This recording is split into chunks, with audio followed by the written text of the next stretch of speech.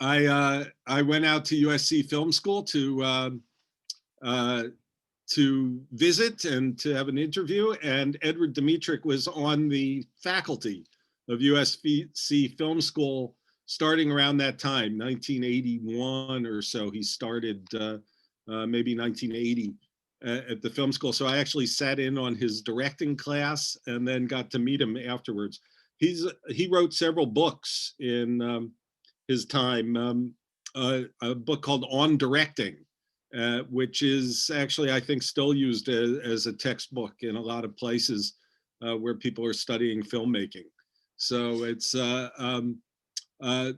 he's actually been influential on a generation of filmmakers. So as I said, he started out, as a messenger boy when he was 15 years old.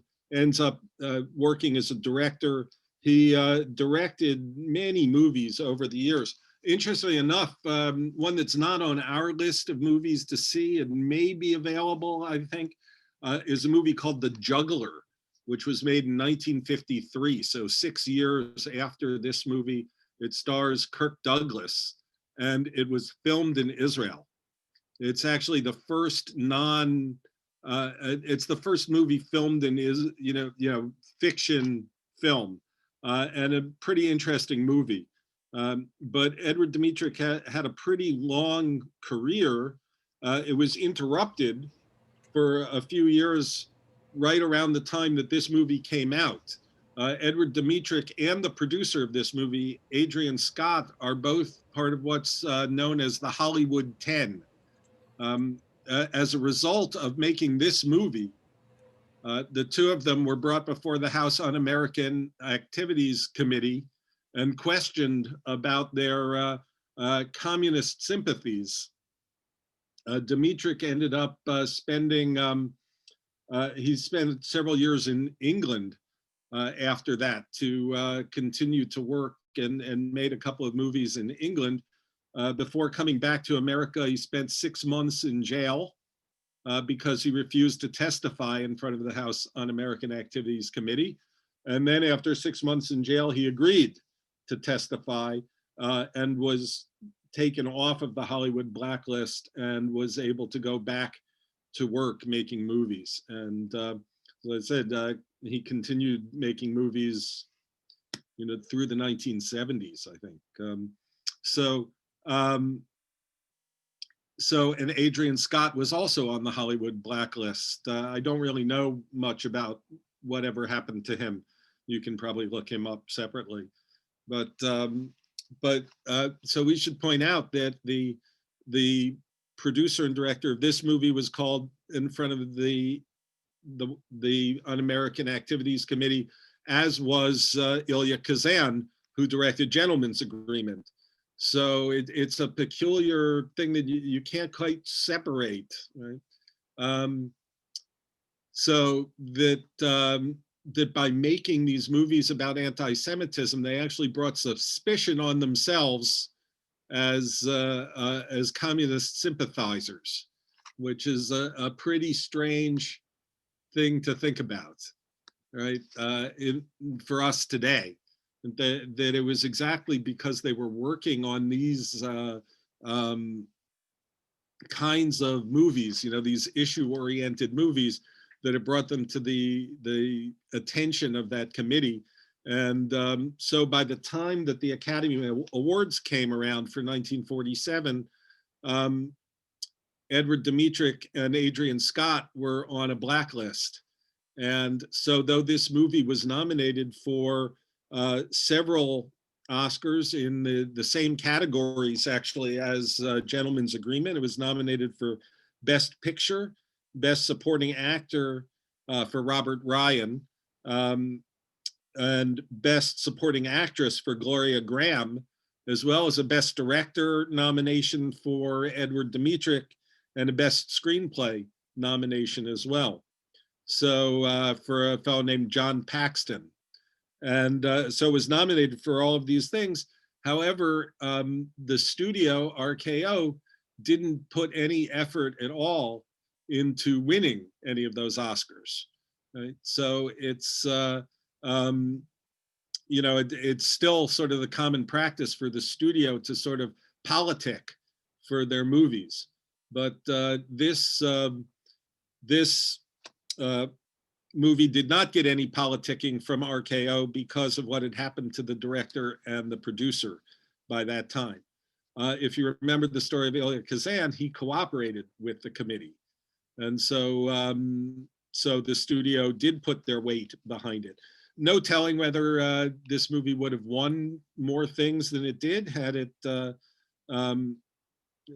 had the politicking happened for it.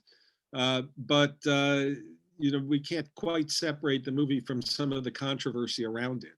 There was some other controversy as well. I mean, the American Jewish Committee actually got in touch with Dori Sherry and tried to get him to cancel the production of the movie. They said that it might leave the wrong impression in the collective public mind. So this was one of the ways that the Jewish community was thinking about things like anti-Semitism in those days, and maybe there's still a streak of that in us today, that the worst thing the movies can do is actually talk about Jews. That bringing that kind of attention to the issue isn't always the best way to go about doing this. So it's an interesting thing that the Jewish community, the Jewish producers at other studios were not so keen on these movies being made.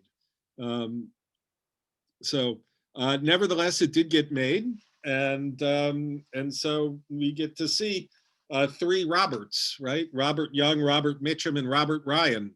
It's kind of an odd thing just in and of itself that most of the people in this movie are named Robert. Robert Young here playing something different than probably most of you think. When you think of Robert Young, you don't think of him as a jaded police detective. You may think of him, depending on what generation you're from, you may think of him as the father, and Father Knows Best. You may think of him as Marcus Welby, MD, right? And whatever. I mean, you can see it. His range is perhaps somewhat narrow when it comes to acting, but his career was really wide-ranging. He's in a lot of movies and did a lot of things over his career. So, and I think he's effective in this movie. Robert Mitchum, of course, was already becoming a big star when he did this, and you can see his kind of laconic charm that he brings to the characters that he plays. Quite, he still has that Robert Mitchum personality. The sort of sleepy-eyed, sleepy guy that he brings to this role. And Robert Ryan, who actually in real life was a longtime civil rights campaigner, was actively opposing the House Un-American Activities Committee at this time and through the 1950s. Might have been a bigger star if he, hadn't taken some unpopular positions in some sense. But he's quite good in this.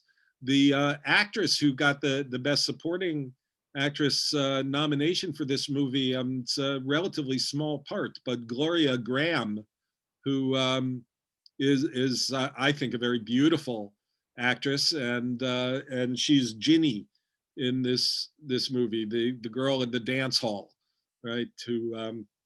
Who is perhaps the alibi for the soldier who is being set up here, right? Being framed essentially for murder. The two other people in the cast that I want to mention, one is Sam Levine. So he plays the Jew in question, the guy who is the murder victim, who appears in flashbacks in the movie. If you don't know Sam Levine, I mean, he wasn't a big movie star by any means. He was pretty well known on Broadway.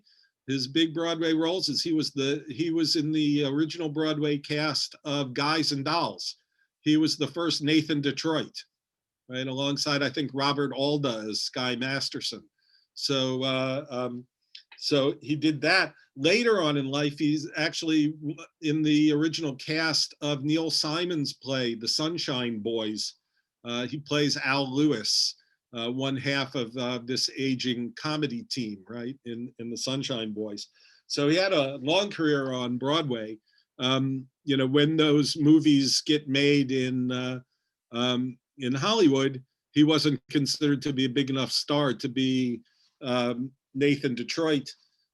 In the movie version of Guys and Dolls, you probably know that that role went to perhaps a pretty miscast Frank Sinatra.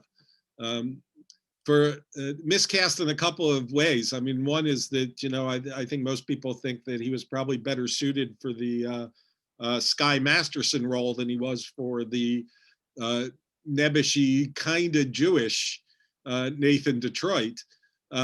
But also, Sam Levine was not a good singer. So when they wrote the score for Guys and Dolls with Sam Levine in mind, actually, to play the part of Nathan Detroit, they wrote the vocals in a very narrow range so that he could sing them.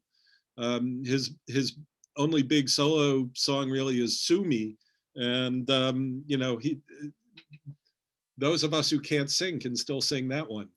Right? So so rather strange. And actually, of course, when The Sunshine Boys was made in Hollywood, the part that Sam Levine played on Broadway goes to George Burns, who I think won an Oscar for that, if memory serves. So Paul Kelly, he's credited in this movie as just the man, right? It's an unnamed character, the guy who comes to Ginny's apartment while our soldier is there sleeping, and ends up being the actual alibi for him, because he actually sees him during the time frame of the murder. So that's an actor named Paul Kelly. This is one of those sort of dark Hollywood under stories. So you might want to look up Paul Kelly and find out why he spent 2 years in jail for manslaughter, killing the husband of his lover. So, you know, with some just cause, I think. So anyway, interesting that he not only survived that, he actually plays a lot of roles, small character roles in Hollywood, appears on Broadway after going to jail. So, so an interesting little backstory to it. So the film itself, let's talk about it. I think you know, I did design this class so that we can sort of compare and contrast these films. So we have two films from the same year, both about anti-Semitism. We talked about how Elia Kazan felt about Gentleman's Agreement as he looked back on it later on in his career, and didn't care for it much, right? Remember that Elia Kazan came from a background of theater direction. He said about Gentleman's Agreement later on that it looked to him like an advertisement for Cosmopolitan magazine, that the characters in it didn't feel real and earthy to him. And I think what you see when you look at Gentleman's Agreement is that Elia Kazan's background in the stage doesn't serve him well as a film director early on in his career.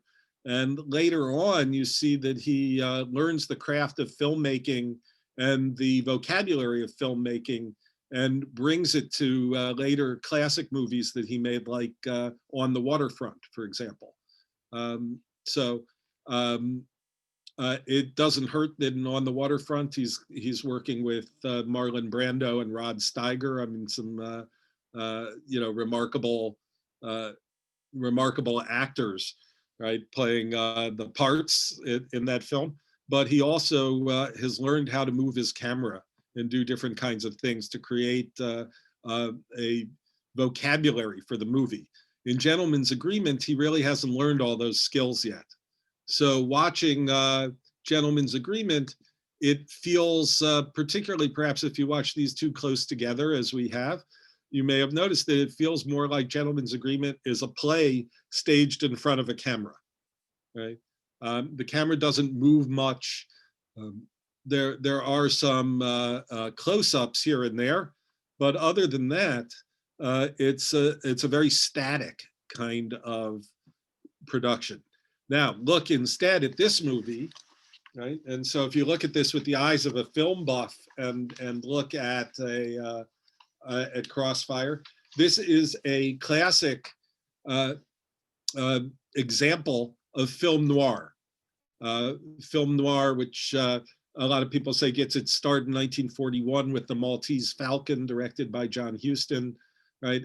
It's characterized by the play of light and shade, and you see that over and over this movie. Think about a couple of the early scenes, like the murder itself. We don't see either the victim or the murderer. Now that's in part so that it can have a little bit of a mystery, although I don't think there's much of a mystery about who did it. It's more about how they're going to catch him, right? But that opening scene where they're seen in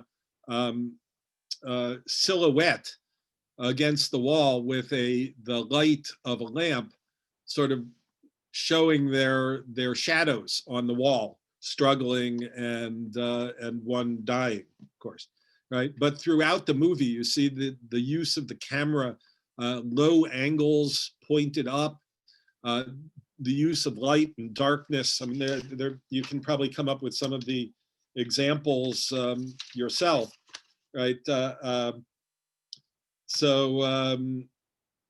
You know, the scene that's actually set in a movie theater, right? There's a couple of scenes actually that play out in the back row of a movie theater with the flickering light of the movie, you know, sort of causing this strobe effect on the faces of the characters.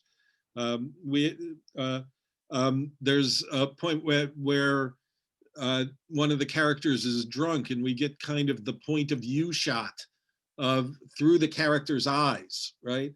And there's a kind of a double image on screen because he's so drunk he's seeing double, right? And there's other times in the movie where the camera sort of weaves a bit, where it gives you this sense of it's like the camera is drunk, you know? So these kinds of things, this is part of the vocabulary of film, which I would say, you know, comparing these two movies, one of them is very flat and static in its camera work. The other one is very fluid, and there's a state of mind that is being portrayed in this camera work, right? And that's one of the differences, I'd say, among them. So, and then of course we've got the plot itself, right? That and you know, this film, in some ways, I think, is more explicit about anti-Semitism than Gentleman's Agreement, right? In Gentleman's Agreement, we have the story of a non-Jew who pretends to be Jewish for a period of time for the sake of writing the article, and finds that simply by changing his name, people treat him differently, right? So in this movie, we have the story of someone who murders a Jew simply because he's a Jew, right? So the stakes are higher. I mean, we're talking about, you know, murder versus discrimination.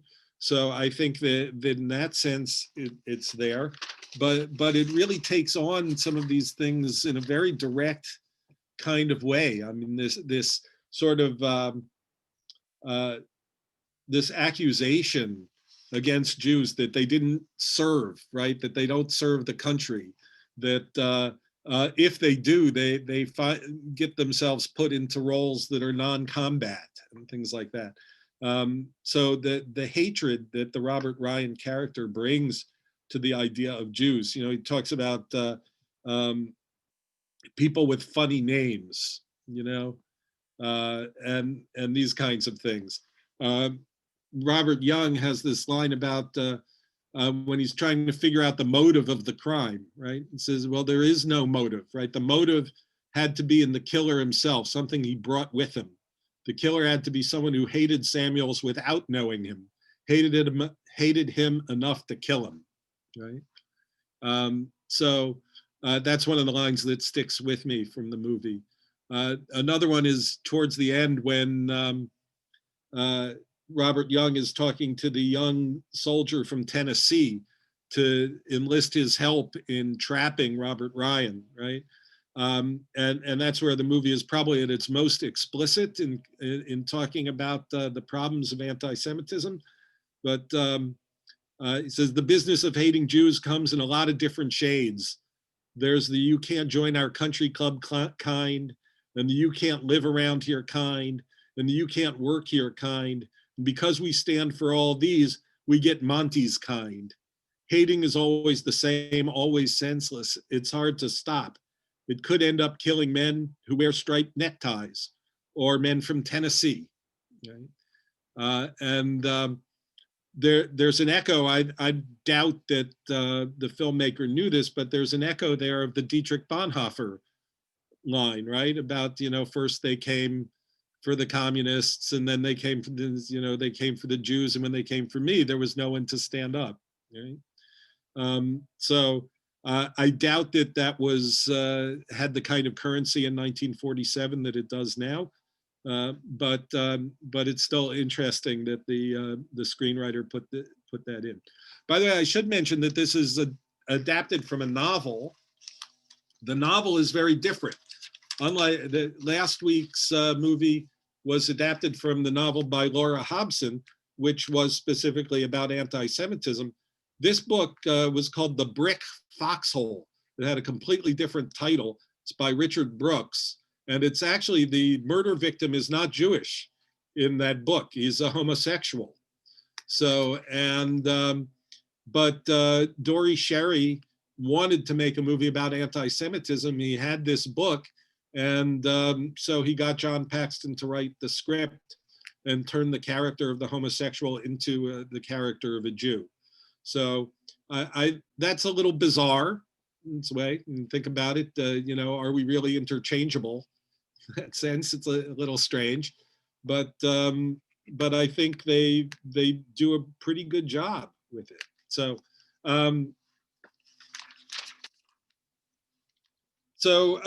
I want to give you guys some time to reflect and talk about it, and I'm curious. Let me start by asking you about the title itself. So it was changed from The Brick Foxhole to Crossfire. I'm pretty sure Crossfire is not mentioned in the movie. But so where does this title come from, and what does it mean? What does it mean to you? So if someone wants to unmute and say something, feel free, or put it in the chat. Rabbi, it's Alice. I just had a comment before. Mm-hmm. It's not responding exactly to your question, but it was more reflecting back on what you were saying about the differences in how these two movies were filmed. I think for me, it was very stark when before I even watched Crossfire, when I just watched Gentleman's Agreement, I thought it was very fake and false. Like when they went to the cottage, I said, well, this was definitely on a set. It just wasn't very realistic to me in terms of what it looked like and also what it sounded like. I felt all the characters in Gentleman's Agreement, they were all spouting speeches. They were just making speeches. I didn't feel like it was realistic in terms of how they were interacting. Even his mother, Gregory Peck's character's mother, I don't know. I just felt it was very artificial. I didn't feel that in Crossfire. I felt it was more very naturalistic. I felt like I got to feel what these different characters were feeling, the husband, the wife, the girlfriend, the killer. I mean, all of them. I felt it was a more realistic presentation of what those people would be like. Right. This is famously, Elia Kazan said the characters in Gentleman's Agreement look like they never need to go to the bathroom, right? And I think that's, you might not say the same thing about these characters. Now, how realistic it is, I mean, I'm not sure I would necessarily call this realism, right? I mean, we have in films a genre of realism, Right? This is very stylized, and it's got that sort of patter tone to it that we're kind of used to from the film noir, the occasional snappy comeback and those kinds of things, which are very movie. It's interesting. I don't think those things reflected real life in 1947 as much as we become so steeped in the movies that we actually live our lives more like the movies than the other way around, right? But it's there's no question that these characters feel more earthy, and there's more kind of there's a lot of gray in this movie, right? As opposed to the everybody's right out front in gentleman's agreement. I'm here. There's a lot of it's willing to let that character sort of spout off about Jews, but in a kind of these what I'm talking about, these people with funny names. That's not quite. It would have been said much more clearly in a sense in gentleman's agreement, and yet somehow this movie makes it feel more real, more clear. I mean, what those stakes are. And by the way, that's one of Robert Mitchum has one of these lines, which is kind of a comeback, I guess, at the end of that scene where he says, "There's a lot of funny names on the casualty list too," right?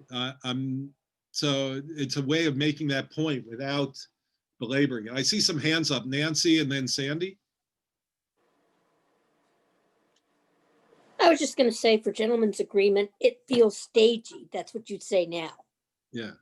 And that's exactly what Kazan had not mastered, was turning stage into film. But anyway, the other thing that was kind of interesting is that Robert Young, the detective, is shown holding a piece of paper showing what Samuel's military career had been. Right. And nobody knows that. The audience knows it, that he actually had served, he had gotten some medals, all the rest of it. Right. And so completely false assumptions about, everything was a false assumption about who this guy was. Right.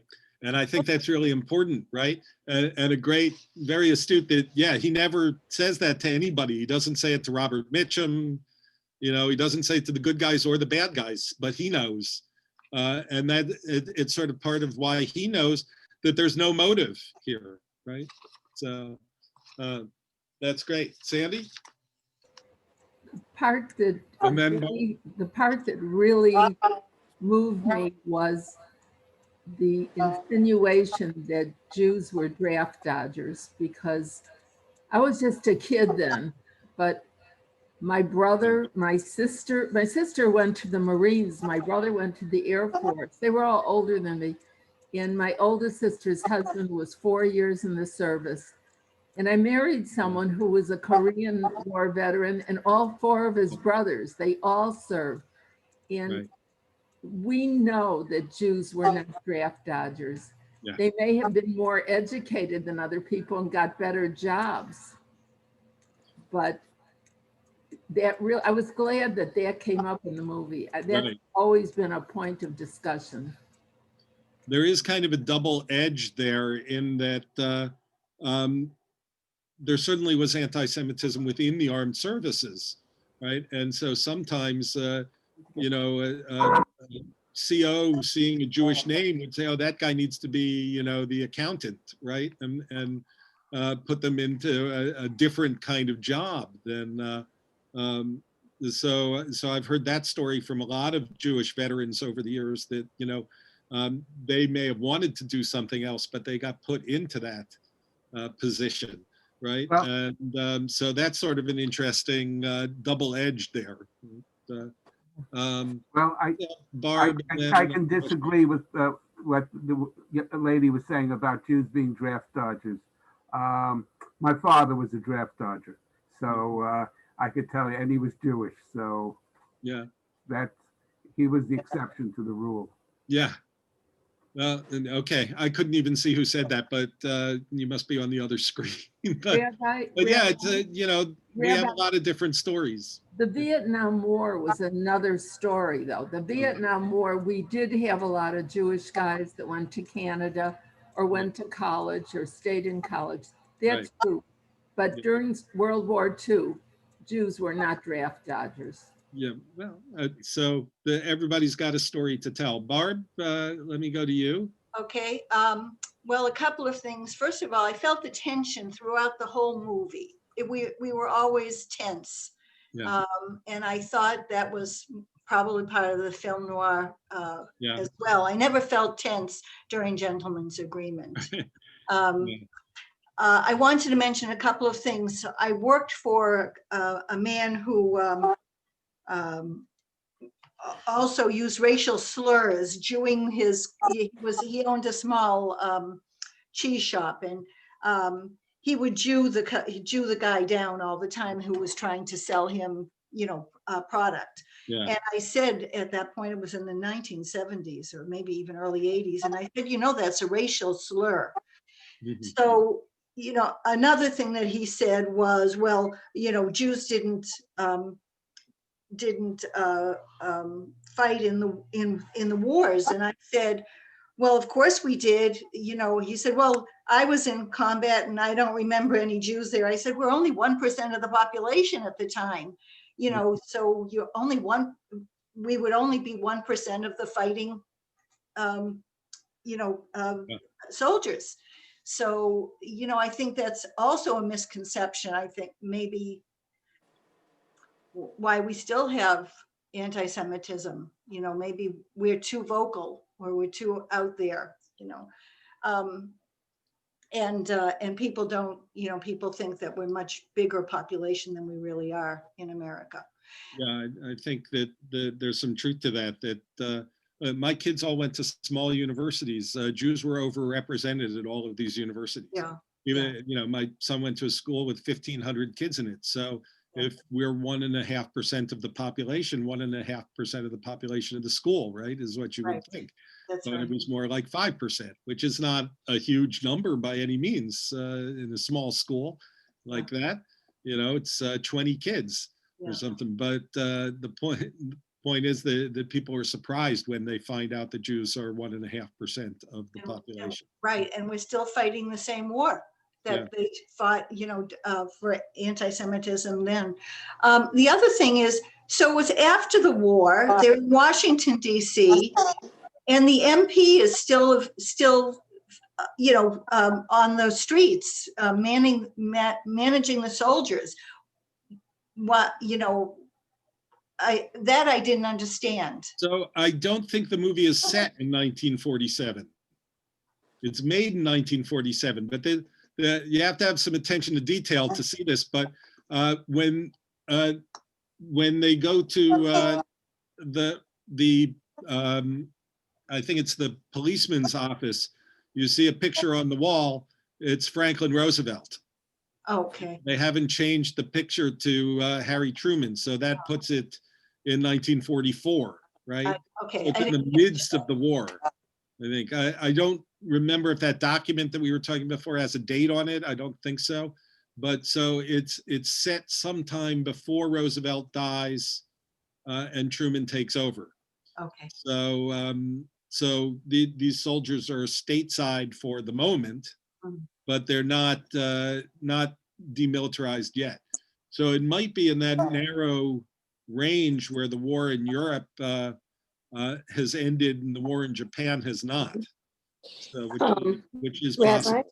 Yeah. Sorry. That if you look at one of the scenes where they're in the bar, it says Canteen 4, and I forget what it's called, but clearly it's for returning soldiers or soldiers who are in transition. So it's made very clear that this is for soldiers who are still still fighting or have been part of the war. Yeah.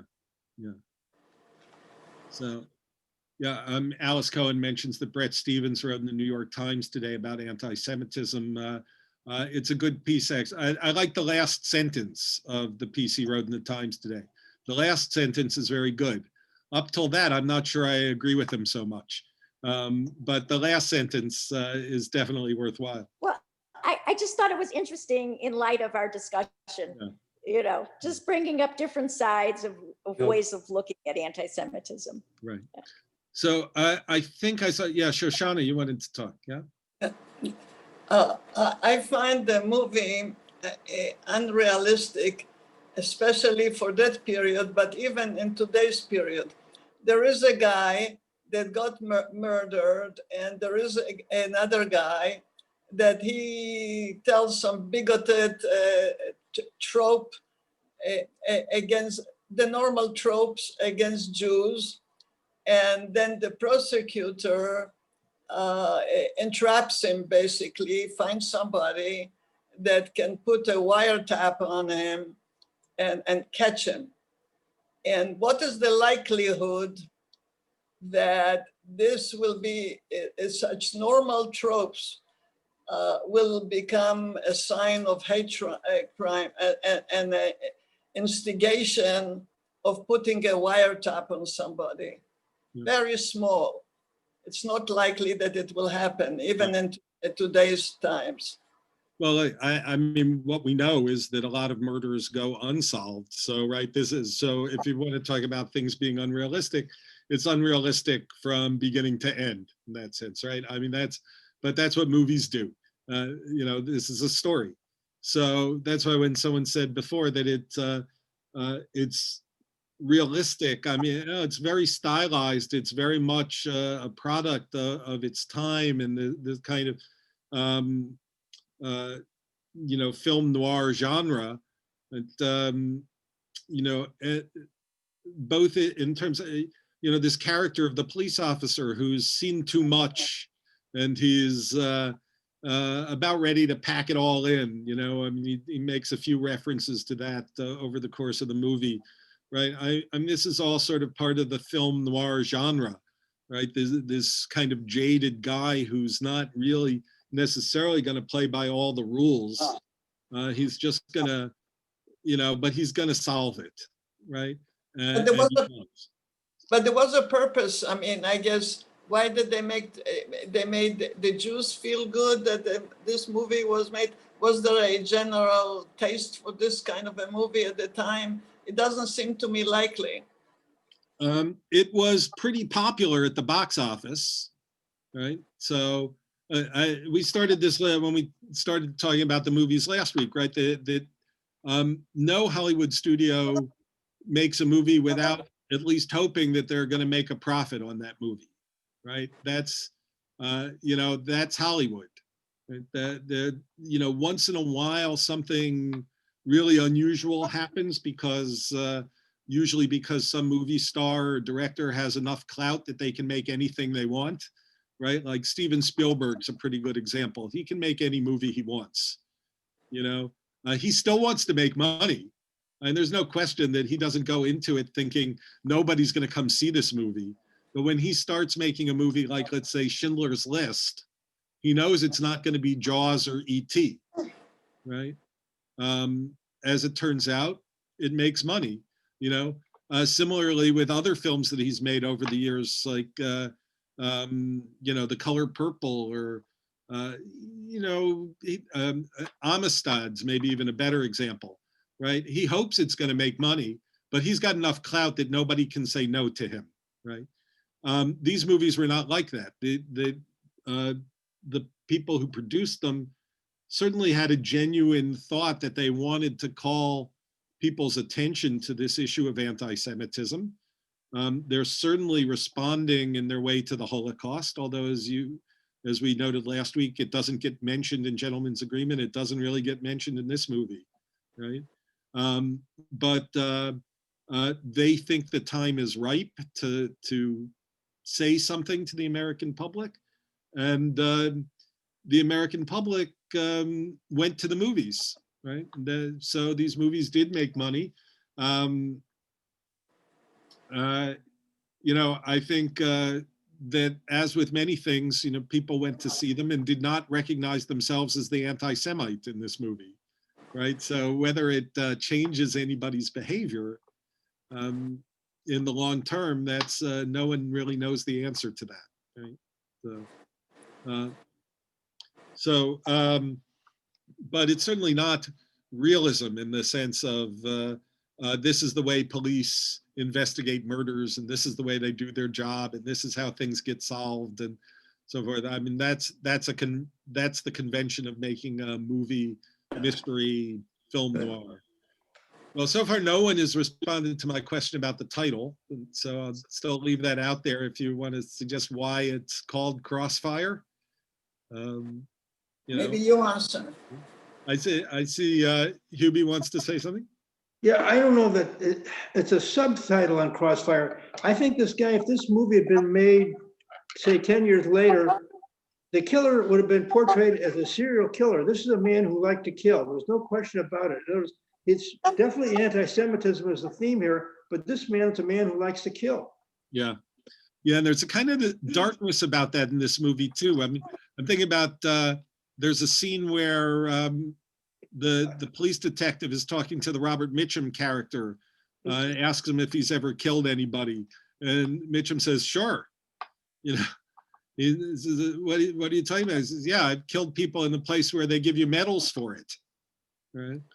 You know, so there's a kind of a sense, and this dislocation of the soldiers is a real important part of this movie, right? These guys who come back from presumably from war in Europe and aren't ready to re-enter society, right? The guy who they're trying that Robert Ryan's trying to pin the murder on, you know, is a guy who you know, can't go back home to his wife, right? I mean, he's too wound up about what he did in Europe, you know, and the Robert Ryan character too. I mean, like you said, if they'd made this movie another time, you say he might have been a serial killer. I think they might have talked about PTSD, right? Yeah. You know, that he and that Samuel's character when he's talking to the young man at the bar. I mean, that's what they're talking about. Is I think I have a couple of notes on some of that dialogue about how we're too used to fighting.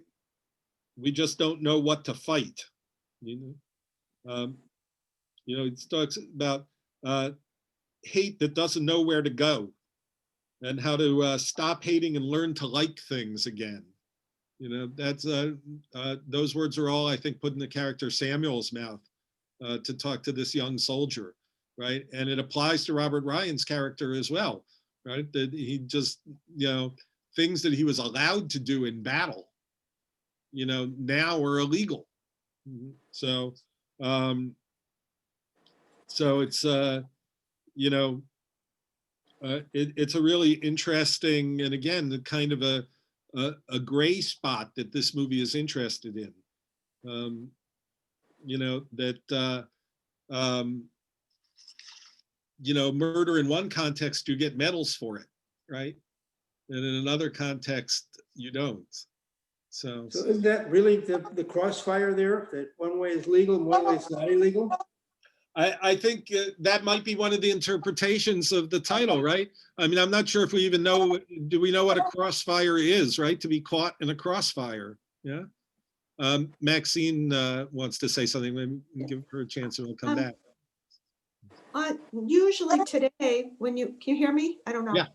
Oh, usually we hear victims caught in the crossfire. They're unintended, innocent victims. Mm-hmm. So Sam he was innocent, but he was an intended victim, not innocent. He was innocent and intended. And I always take crossfire as meaning an unintended victim. Yeah. So I also have another thought about that. That's the way we understand that term today, but I think an older understanding is, you know, just being at battle in a war, you're taking shots from both sides at the same time. You're caught in a crossfire, right? I also was thinking of, this is Ellen from Miami. Yeah. You know, as a writer, the word itself might have some kind of religious implications, like a cross, the actual physical cross, you know, meaning what you just, part of what you're saying is true, being caught in something, but also a Christian against Jew. Could it be a you know, like a meaning that's not really there, but purposely given that, using that word to make. Right. Absolutely. I think, right, who's famous for the fiery cross? You know, lighting crosses on fire. Who's famous for that? The Klan. Yeah, of course, right? So I don't discount that meaning of this term, right? It's a very interesting, very loaded term here that, this character played by Robert Ryan doesn't wear a white hood, but he certainly carries those characteristics, right? Of someone who hates without reason, hates Jews without reason, right? So I think that that's definitely a part of it. And then I think this other meaning, the more classic meaning in warfare of being sort of caught in the middle, right? So Bert talks about PTSD as a theme here, right? Is that Bert? Is that? Mitchum called it snakes. Yeah, snakes inside, right? There's a lot of this.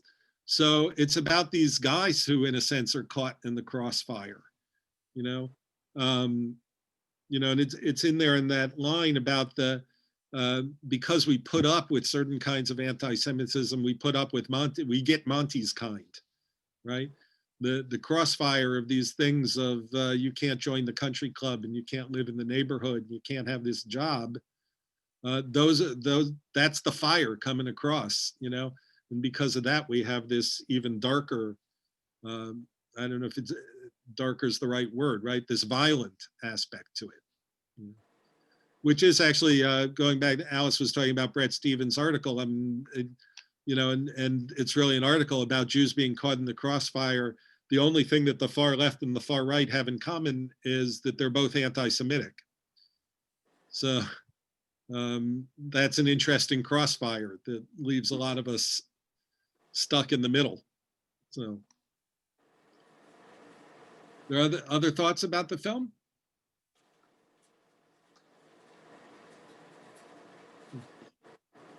Well, Hi, this sorry. This is Nancy. One of the things you were talking about earlier about the Robert Young character as being kind of the jaded, ready to retire police officer is that when we were talking about that, so I was thinking about it, as the movie goes on, he becomes more energized about actually catching this guy. Right. And then he tells the story of his grandfather who was killed for his land. And so he could kind of, he had motivation beyond just, I'm going to do my police work, get this done, whatever. He had a real reason to pursue this because he experienced it in his own family. Right. And this is sort of the classic film noir kind of character, right? It's a fairly early example of it, but it's in some ways, not to get too deep on this stuff, but this comes out of Jean-Paul Sartre and existential philosophy. A question of why be good, right? In a world that's essentially broken, and so it's the classic, sort of Humphrey Bogart character in movie after movie, where it's, Casablanca or To Have or Have Not. These are not exactly film noir, but they're closely related. But this idea that he starts out as this kind of nihilistic, character who will do whatever it takes to survive, right? He's all about himself and his own survival, and ends up, taking a side and making a difference, right? That's kind of the classic film noir character. Is the Robert Mitchum character is a little like that. The Robert Young character is a little like that too. They start out kind of self-centered and end up doing the right thing anyway, right? Because in the end, that's just what you do, right? It's the end of the classic end of the Maltese Falcon is, when someone kills your partner, you have to do something about it, right? Which is how it goes. Rabbi? Yeah, Gail? A couple of thoughts on the end of the movie. One is that the Robert Young's character shoots him in the back as he's running away. Yeah. Is that his form of justice? Did he allow him to escape so that he could shoot him?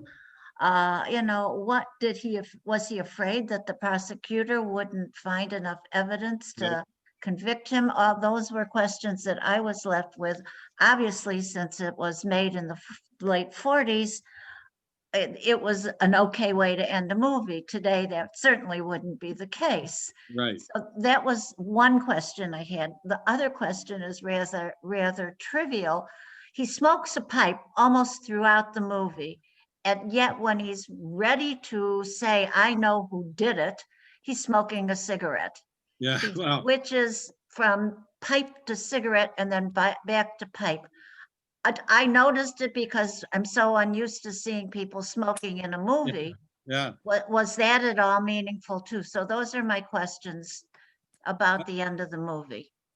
I'm guessing that is meaningful, but I have to admit I haven't noticed it. So you got so I don't have a ready-made answer for you about the pipe to the cigarette thing. Nancy Coleman here. Yeah. I think it may also be a continuity issue, is that they were shooting fast, shooting the movie quickly, and that Robert Young happened to pick up a cigarette and they had to keep shooting. So it could have been just that they couldn't, you know, it may lots be. of movies have these weird things.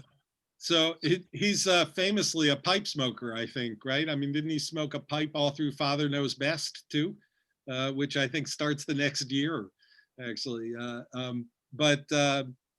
So I, you know, obviously smoking a pipe actually is a ritual that takes some time. You know, you have to pack the pipe and light the pipe and all that stuff. Cigarettes are what you do in a hurry.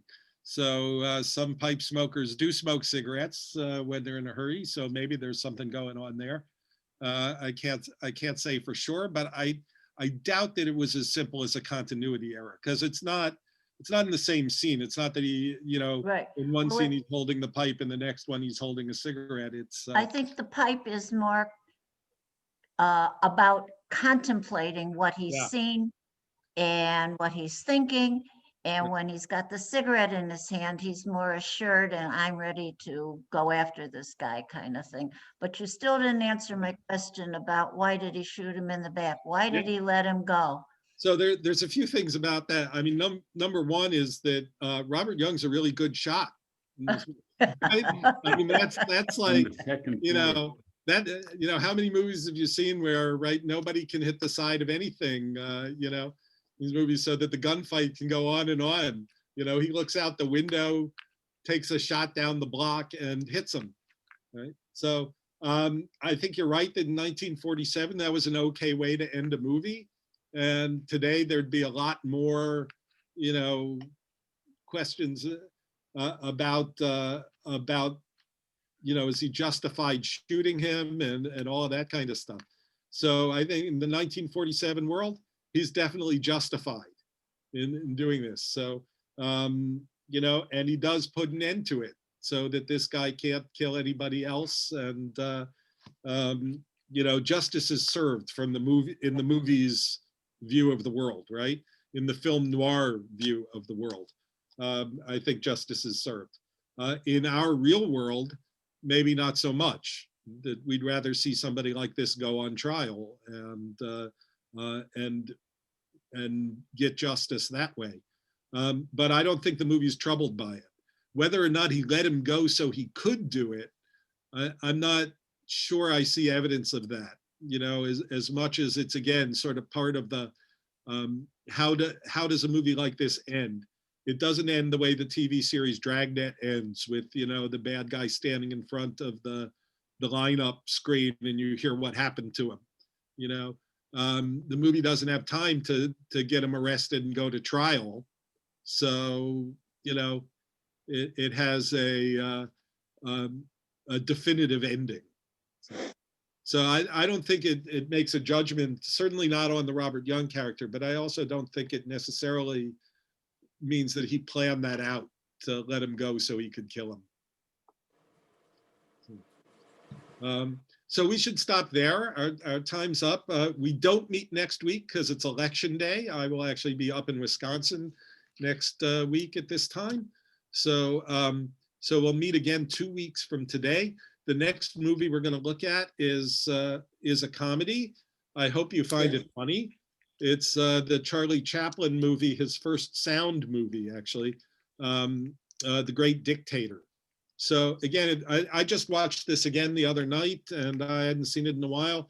And there's actually the new print of it from Criterion, which is what's on Amazon, is a very good print and includes a scene that I've not seen before. So which is interesting. So a very interesting movie. And someone asked last week about whether movies from other countries talked about Nazis and the Holocaust and stuff earlier than this 1947 movie. So I would say that this is kind of one of the earliest example of a movie taking on the rise of the Nazis. It's actually predates the Final Solution and the creation of death camps, which Chaplin talked about later in his life. But it's a pretty interesting film in a lot of ways, and it does have some very funny scenes as well. So you've got 2 weeks to watch that. The one we're going to watch after that is To Have and Have Not. So if you want to see them as a pair, go ahead. That one, Vanessa tells me you can find it on YouTube. It's actually hard to find.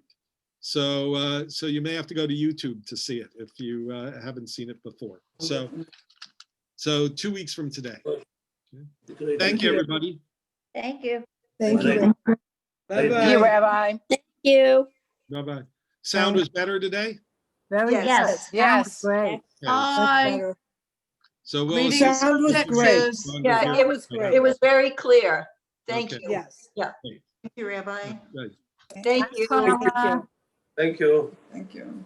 I was going to. say Bye-bye. Bye. Bye, everybody. Bye. Bye. Bye. Well, there's an arrow up I there. know, but everybody's I'll do saying this again. close out. Now they're going. Carla, if you stay on for a second, we can chat for a minute. What's his name?